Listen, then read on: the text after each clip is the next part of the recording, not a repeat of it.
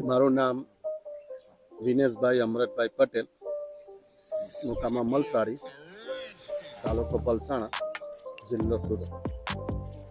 છેલ્લા વર્ષમાં મેં આ ઘાસચારાની સીડી પીંગા અને 12 મહિનાની અંદર 2 વખતનું કટિંગ લીધેલું છે અને 2 વખત 50-50 ટન પકવી છે અને આ ત્રીજું લામ પાછી ઊભેલી છે. સુગર ચાલુ થતાં પહેલાં પાછી એનું કટિંગ આવી જશે.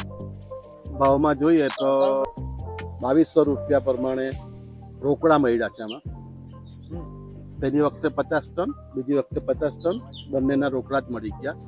તો સુગરમાં આપણે પાક લેતા 13 થી 14 મહિના થાય અને એક દિવાળીએ પડે, એક દિવાળીએ રોપો, બીજી દિવાળીએ પડે, ત્રીજીએ પેમેન્ટ થાય.